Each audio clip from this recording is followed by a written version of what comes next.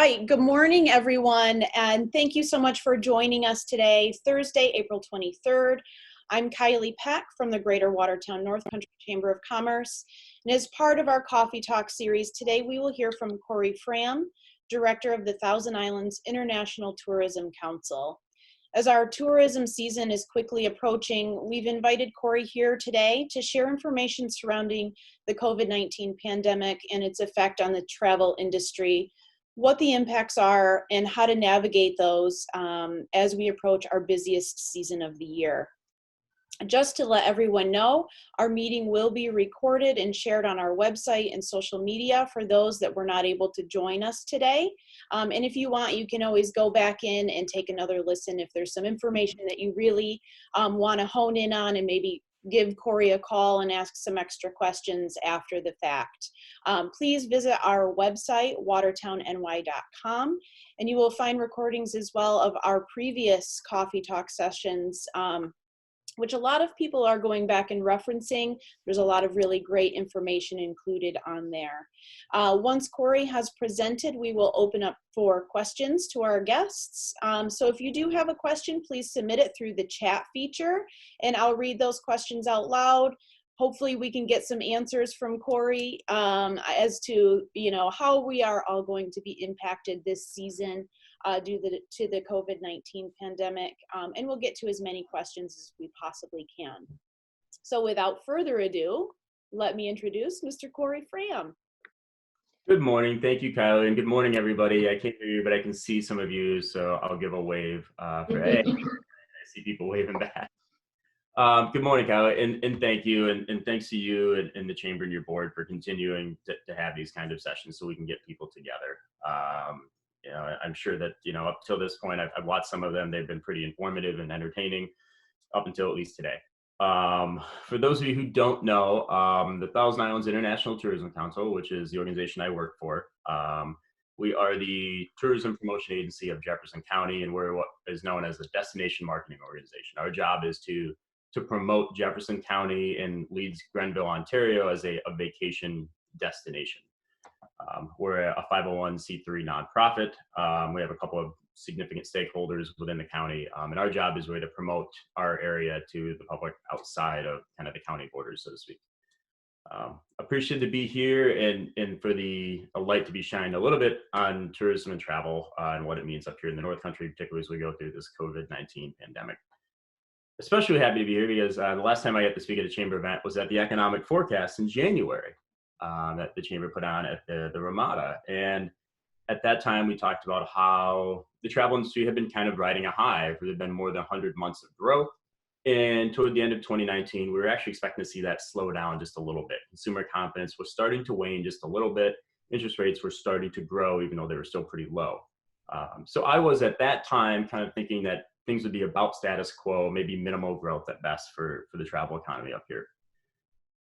During that talk, there was a Q&A session at the end, and somebody asked me what I thought the impact might be of this coronavirus happening out in China.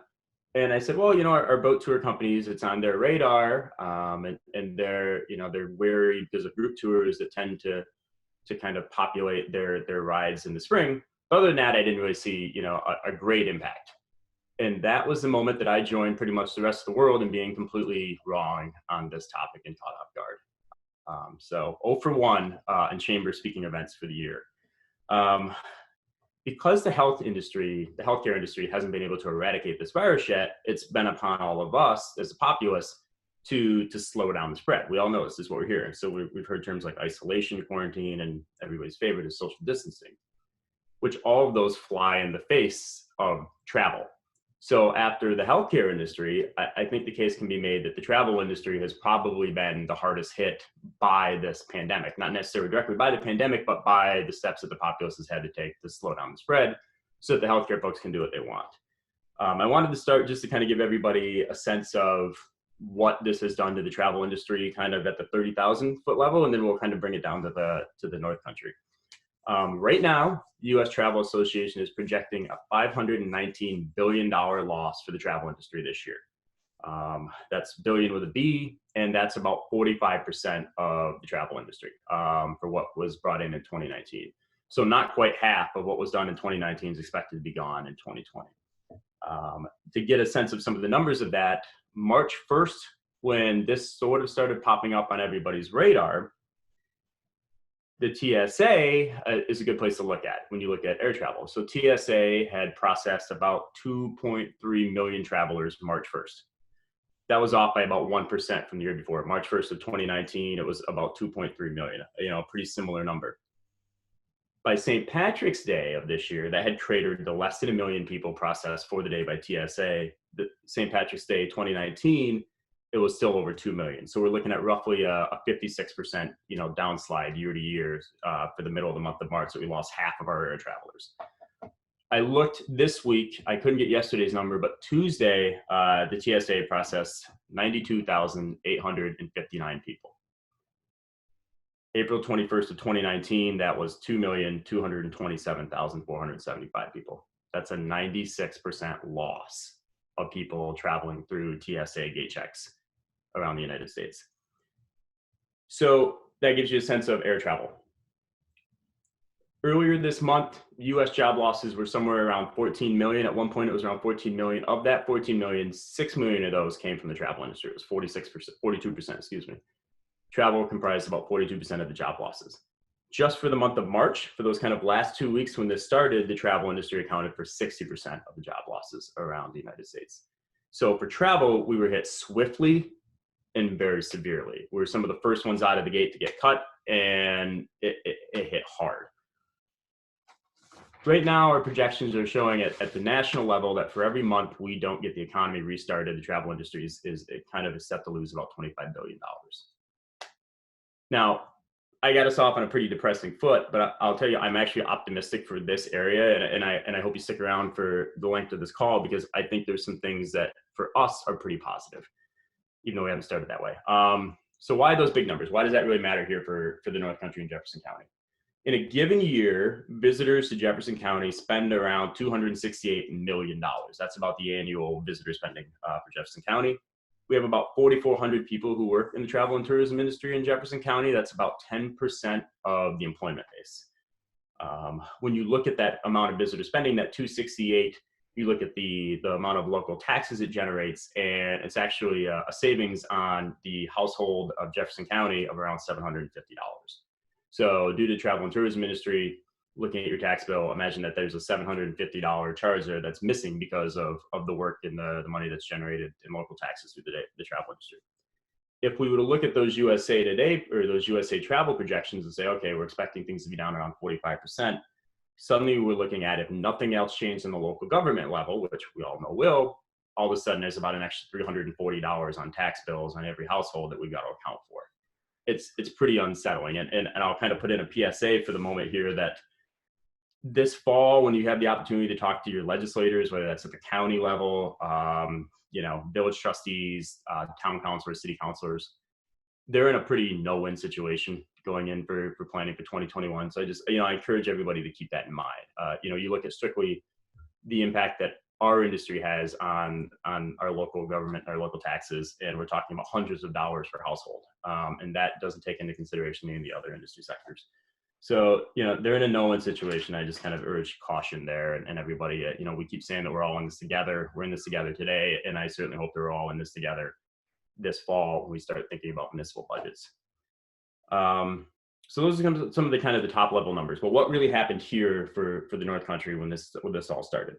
March and April for the North Country and the travel economy is really based on, to a large extent, business travel. Spoiler alert, we don't get a ton of leisure travelers coming through our area in March and April. I think everybody knows that. So we rely on a lot of things such as meetings and conventions, and it's reliable income, particularly for like our hotels and our venues that can host those folks. That essentially dried up right up to zero for March and April. And the few transient bookings that are available for March and April, those went away too. Now, when we think about the travel economy in the North Country, we kind of have our year-round folks, and then we have our summer folks because we have a strong leisure or tourism market up here. Our year-round hotels, restaurants, those kind of hospitality businesses tend to be clustered around the city of Watertown, more so than some of the outlying areas in Jefferson County, Alex Bay, Cape Vincent, Clayton, Sackett's Harbor, Henderson, Chameau, and the like. So what happened was, for March and April, that revenue from that group business just went away. And by the third week in March, we were seeing some of our hotels here in Jefferson County cut their staff significantly, in upwards of 50% or more, right by the third week of March. So that kind of ties into that kind of early March numbers that we're seeing at the national level. We're playing out here because we just weren't able to get that business in. Similar thing with our restaurants. They were dealing with capacity limits when this kind of first started, that they had to space folks out. Consumer demand plummeted, and then eventually they were deemed this phrase that I hate, which is non-essential, that said that they couldn't operate. So they've had to shutter. Now, that's kind of what happened to the year-round folks. The other side of this is we have a lot of seasonal business because we have a strong leisure market or tourism component to travel. That's really chiefly what we are up here. So those are folks like, people that are coming to experience St. Lawrence River, Lake Ontario, those kind of great assets that we have. People come up, that's discretionary spending, and they're tourists and travelers. For the first few, months, April, May, for our travel, our tourism kind of base, our transient population, April and May tend to be that time when those businesses are trying to get group tours. Again, some more business travel. That's a time when they've had to ramp up staffing, so payroll becomes an issue, and so you need that revenue coming in, and kind of to fill that gap until you get your real revenue rolling in around the end of June and July and after Memorial Day. So we've had that gap that's been created for some of those folks. Part of the issue that our seasonal businesses are running into right now is they can't be open, or they don't know if they can be open. And so, like right now, hotels is yes, fishing guides are no, golf courses are no, and then yes, and then no, but yes, but maybe just yes, but don't tell us you're doing it or something. Marinas got brought on board last week, and that was a seasonal business that a lot of us in the industry were kind of advocating and trying to educate state legislators and ESD folks about, making that something that should be open. The issue we're running into right now is a lot of our core leisure travel businesses, tourism businesses, they may not have been open today on April 23rd, but they were doing a lot of work to get ready. And for a lot of our more tourism focused travel businesses, they need that window of a couple of weeks to get themselves ramped up and open. And right now they're behind the 8 ball. So as this gets pushed out further and further, it's one thing for the government to say, okay, people can now go and access amusement attractions. A lot of our businesses just are not able to work right now, so they haven't been able to get that kind of that week or 2 or 3 weeks log time in to get themselves started up. A big thing that we're seeing right now, it's ESD, Empire State Development's getting tens of thousands of calls from businesses saying, can I open? Am I essential? They're also getting calls from the neighbors of those businesses who frankly are a little scared about the concept of visitors from out of the area coming to patronize those businesses.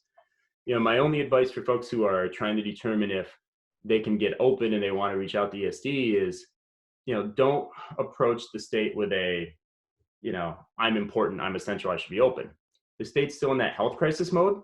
If you want to approach the state or ESD to kind of advocate for your industry, don't explain to them that you're essential, explain to them that you're safe, that you're a safe place that people can come and visit, because we need to be aware of not only those visitors coming in and our workers, but the residents around the area, especially in this concept of travel where people from the outside of the area are actually coming into Jefferson County. And there's some concerns of, on our residents there. We're starting to get questions from businesses on, how do we market and can we talk about coming here? We took a pause at the county, at the Tourism Council. We took a pause in our marketing and bringing people in the county for about a month. We got back into paid marketing last week. And it's a very soft touch. We're trying to kind of shore up assurance in our core markets that say, this is a great place to visit, but we actually have the message in there, stay home. And we're just trying to say top of mind to people, and for a destination marketer to have the phrase stay home in your marketing is mind blowing and goes against everything we've always done. But you need to be responsible and do it in a way that allows people to know that you're going to be here and you're going to be prepared for them when they're ready. If I could offer any advice on marketing right now, it's, try and stay top of mind, solidify that relationship you have with your customers. I'd also say is don't sell. Um, if you make a product or a service that people really need, okay. But if they really need it, you probably don't need to be selling at the moment anyway, if they truly need it. I'll sidebar for a moment. There's a vehicle manufacturer that has maintained its 30-second spot on one of our local networks during a popular hour that people watch live TV. So my family sees this spot every night when we're having dinner because we're kind of keeping the news on now to keep up what's going on. And as soon as the jingle for this car manufacturer starts, my 7-year-old looks at the ceiling and screams and says, "During these challenging times, we don't want to buy a car. We're not driving the car we have right now." And he's done this so much that my 3-year-old is now pounding her fists on the dinner table. And it kind of resonated with me because I thought, okay, if you can't fool a 7 and a 3-year-old, and if they can see through that you probably shouldn't be selling at the moment, their parents and grandparents and siblings aren't in the mood either. So if you have a service that you think people could potentially utilize, I'll take it a soft approach. If you have something that people really need, they're going to find it. Make yourself aware, and out in that marketplace to keep your share. But tread lightly. Don't invite in at the moment if you can help it. I kind of want to wrap up here really quickly. A few more things, but I did mention that I was optimistic, and I know much of that hasn't really sounded like that at the moment. But I'm optimistic. It's not because I don't think the North Country, Northern New York, and the Thousand Islands region is going to be hurt. We're going to take our lumps, but I don't think we're going to get knocked out for a couple of reasons. One, every data-driven research presentation that I've watched over the last 6 weeks, which is a lot of them, whether those are state, provincial, national, or international groups, they outline data that shows that destinations like ours will be among the least impacted. So destinations with the hotel classifications that we have, which is kind of like lower luxury down to economy, are showing the less likelihood to be severely impacted versus some of those upper echelon kind of destinations. Leisure market, tourism is fully expected to recover before the travel trade market, which refers to meetings, conventions, group tours, that kind of stuff. And then rubber tire destinations are looking to fare much better than destinations where the predominant way that people get there is through air, cruise, rail, and those kind of things. So we check a lot of the right boxes for a destination in terms of what looks to rebound first. The other side of it is just anecdotally what we know here locally and that everybody on this call knows is our destination, the assets that we have are sustainable.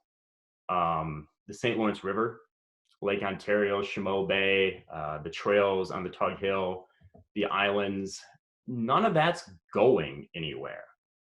That preserve. It's a sustainable thing. And what we have to sell, fresh water, fresh air, low population density, outdoor experiences, that all figures to play off very well once people are allowed to start traveling again. The concern I do have though is we have some businesses is that perhaps we're maybe on that edge or teetering, and we're trying to ensure that they can get through and that our tourism infrastructure will still be here once people are allowed to travel to go and enjoy all those assets that are sustainable and they're going to be okay. And I think a short-term way that we're going to solve this problem is kind of what we've all been hearing on this whole stay local, shop local thing that many chambers of commerce around the country have been doing, including our own, is that it's really going to be incumbent upon the locals to keep these things going at the beginning, because what I foresee is as travel restrictions are loosened up, people are going to go across the street, down the road, into town, into the city, and then eventually a little bit further out. So, that'll be the moment where it's kind of incumbent upon all of us to get out to the places that we feel safe that we can go to. Or, if you're in Watertown heading up to the river, or if you're living in one of the river communities heading over to the lake, that's where for those first few weeks, it'll be kind of incumbent upon all of us to kind of do our part. And that's really kind of the big thing that we've been preaching to people in the travel industry, in particular here in the North Country, is while there was no good time for this, March and April, for at least the leisure portion of our travel industry, not the worst time for it to happen. So we need to make sure that we've got everybody on board and everybody doing their part so that we can drive the numbers down and we can kind of get things open back up in a time that allows for us to go back after that 268 million that 18 million in local taxes and getting 4,400 people in this county employed. So that's kind of why I'm optimistic. You know, I feel as though we check enough of the right boxes. We've got the type of attraction that people will want to come to, and that's not just me saying that. National organizations are doing traveler sentiment studies, and they're finding where they want to go. We look to be pretty good. The challenge is right now is how do we get through this gap of not being allowed to travel until we can get this place opened up back again. Like I said, I think we're going to fare a little bit better than the national averages. That 45% loss, I think we're not going to be quite that bad. A lot of it, though, is going to be on timing. You know, we generate a lot of visitors from New York State. I anticipate that most of our visitors will be from New York State this year, just due to border restrictions and not necessarily being able to get as many of the Canadians across. The challenge will be is how do we all do our part to loosen up travel restrictions upon New York State when we have these hotspots, Rockland, Orange, and of course the city.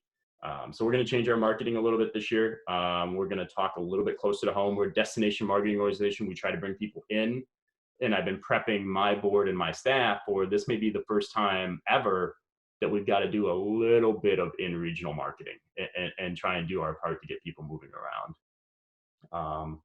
It's going to be a challenge, but I know that because we have a sustainable product, I know we can get there. It's just we've got to shorten up that gap to where we can get there right now. Kylie, that's kind of all I had for just getting the conversation started. I've probably rambled on for far too long. So gladly, I see the little orange thing is ticking here. If somebody has any questions, I'll gladly try and tackle those.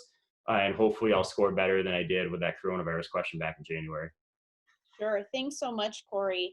I have a question, and if anyone has questions, please submit those through the chat feature, and we will try our best to get those answered. But I know that the Canadian tour boat industry is on hold, I think, through the month of June. Do you expect that there's going to be anything similar to that or something that would affect our region because of the restrictions other than just the border crossings, but maybe travel in international waters that could affect our local region? Yeah, absolutely, Kylie. Thank you. So for everybody, get everybody up to speed. So what happened was the Canadian Transport Minister probably 3 weeks ago. I'm going to be honest, folks, without looking at my notes, the days are blending together, and I can't remember if something was 2, 3, or 4 weeks ago, but I think about 2.5, 3 weeks ago, the Canadian Transport Minister said that vessels holding more than 12 passengers were not allowed to operate through June 30th, with a small exclusion for ferries. So what that means is Canadian tour boats can't travel the waters of the St. Lawrence River and Lake Ontario. So that's tour boat companies out of Gananoque Boat Line, for example, Rockport Boat Line, Rockville Tourism, Kingston Thousand Islands Cruises. They can't operate. What that also means is that our American boat tour companies, Clayton Island Tours and Uncle Sam Boat Tours, can't operate on their side of the invisible line, so to speak. And some of their most popular tours are what they call their two nation tours. That's probably their best margin. That's their most popular tours. People want to be able to see both sides of the border. They've never needed a passport because they don't get off the boat. Now, the way that the edict has come down from the Transport Minister, those boats are not allowed to even cross the invisible line. Beyond that, there is a Canadian recreational boating restriction, which is preventing Canadians from operating their boats, which we don't have here in the United States. Once that edict came out a couple of weeks ago, as I mentioned, myself and some others have had discussions with our congressional leaders. It's a Canadian federal issue. And right now, the ability of our U.S. boats to operate is kind of being superseded by the New York State Pause Act. But we've had those conversations about if the state restriction relaxes, will the feds come back in? We haven't and do something reciprocal. We haven't heard that. I have been preaching that if that's to be considered, that I would hope that the operators would have the opportunity to weigh in. Again, we're still preaching that we understand that this is a health crisis. So, we just want any sort of health crisis-based restrictions to at least take into consideration the abilities and the tactics that our boat tour companies could employ to ensure that people could be safe and they could operate as soon as possible. If they can't, you start looking at attractions that also rely on those. Boat Castle comes to immediate mind, Singer Castle, Rock Island Lighthouse. Those are places that are relying on boat tour companies, and in particular, in a couple of those cases, Canadian boat tours coming into. So again, a severe revenue shortage that's directly tied to Canadian travel and that restriction. Sure. I just want to note that thanks to Angel Munson at the workplace, she did include just a little note in here in the chat feature that if you are running a business that is not deemed essential, again, I know we all hate using that because we think all business is essential in the North Country, but if you have been deemed a non-essential business by ESD, you can go to their website and request a designation. So you can get that reversed. There was a local ice cream store who was successful in doing so, and they have since opened. So make sure if you can vouch, as Corey said, that you are a safe location that meets the criteria of being able to serve customers, I think it's worth a shot to try and get that submitted through the ESD website. And Kylie, if I can, I don't want to, I don't want anybody to think that demonstrating that you're safe is going to get you the okay. That's my personal advice is that, our folks at ESD are working hard on this, even locally. And a lot of us know some of the local folks there. Everybody thinks it should be running, but, I would just encourage you, don't take that charge of I'm essential, I'm important. I do important work, but I also can provide a safe environment for people is pretty important. Sure, thanks. We have a question regarding the commercial traffic in the Seaway. Have any of the restrictions affected, the shipping industry?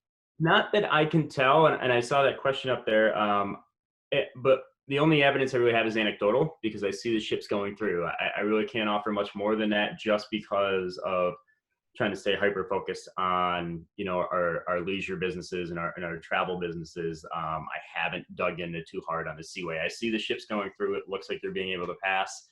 And in the back of my mind, that's been one of those things that I thought, okay, if we know that they can operate, maybe we can use that as an in when deemed safe to get some of our more commercial, recreational type of boating going again.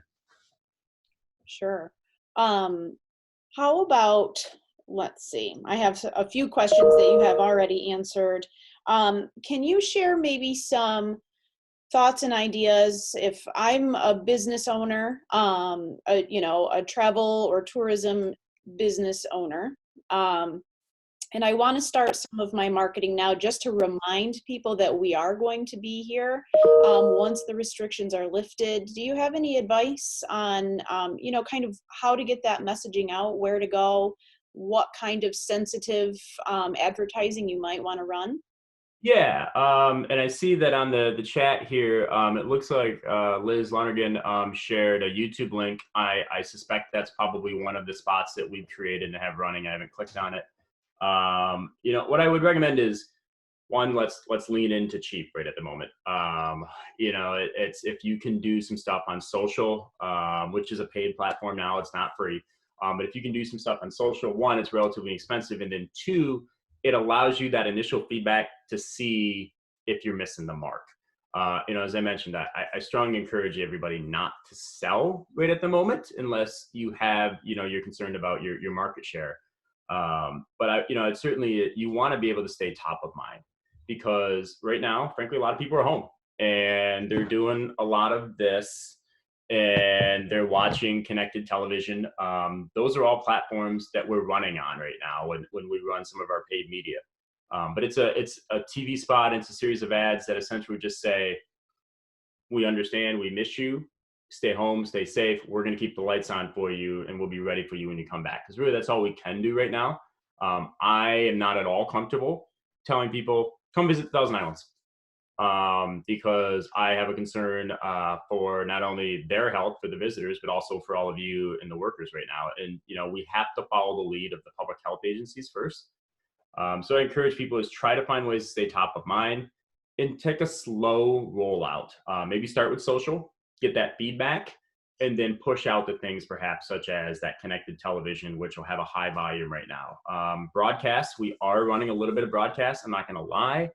But we're being very cautious about it, and we did it after we got feedback from our content that people were happy with it. Great. We do have another question that came in through the chat. And how and when do you think the group and events market will open on the U.S. side? See, it came from MPI Upstate. Maybe you guys have got the answer. Hi, Anne-Marie. Yeah, that's a tough one.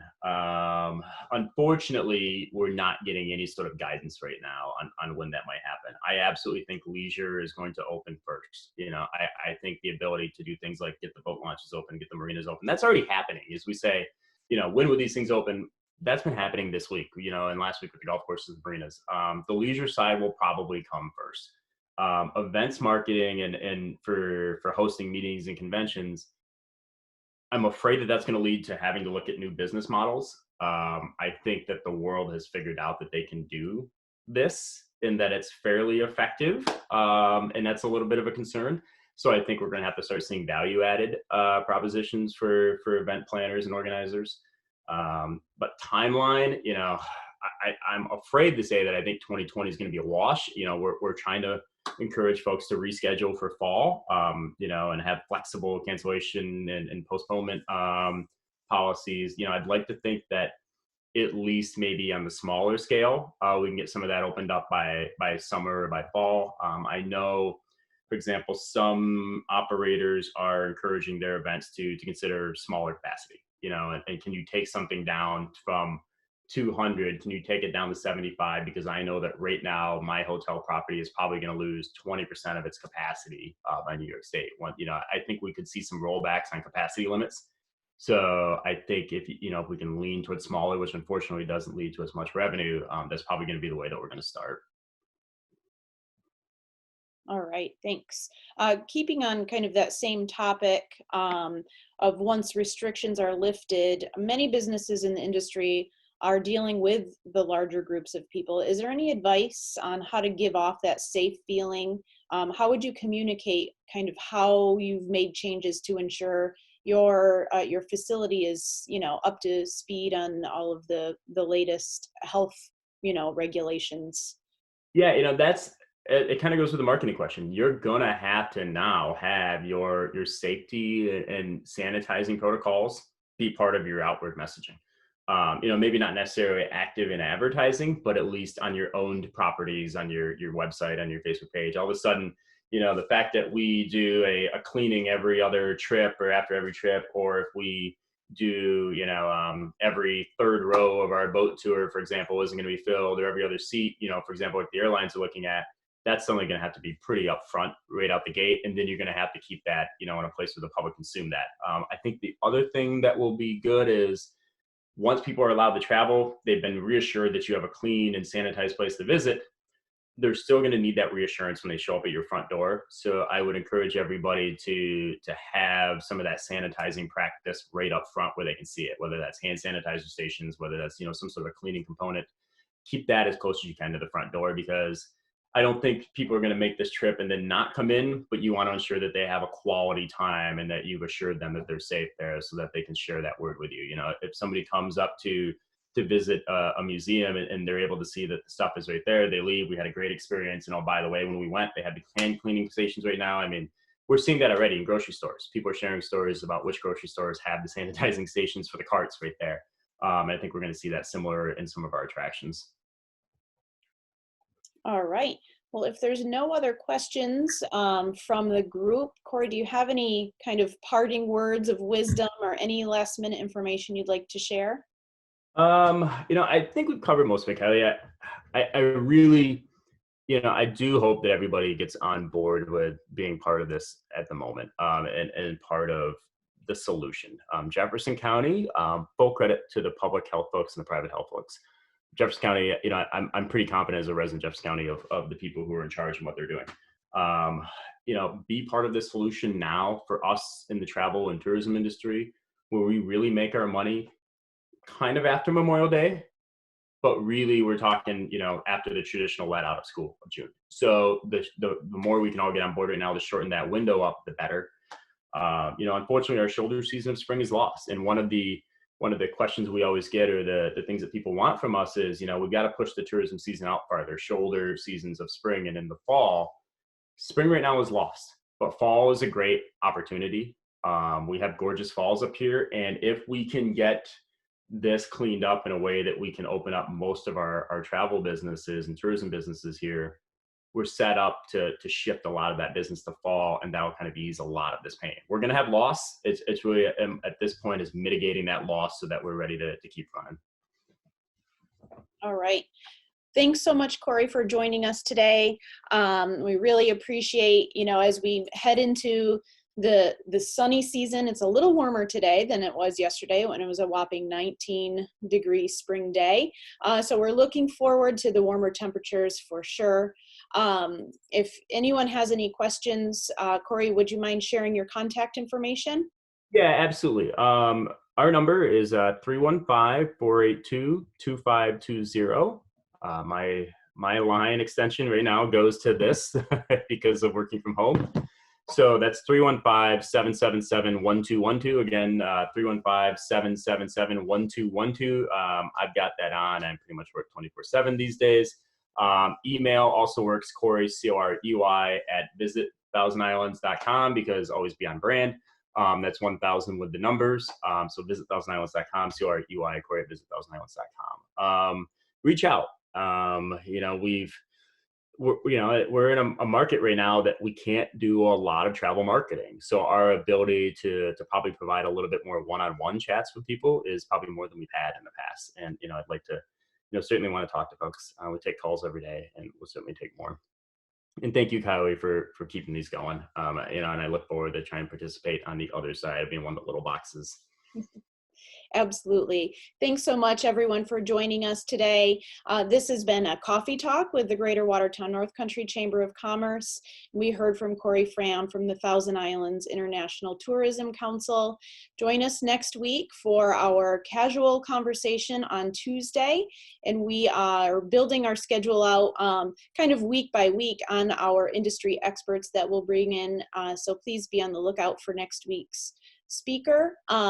If again, this has been recorded and it will be shared on our website and on our social media.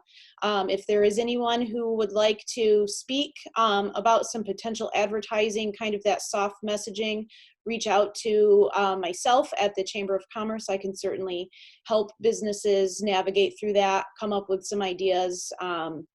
The Chamber of Commerce is still running some of our advertising options as well. So please, I invite anyone to communicate with me about that. And I hope everyone enjoys their sunny day today. And we are in this together, and we will be here for you moving forward and into the future. So thank you so much, everyone, for joining us. Take care, everybody. Take care of yourselves.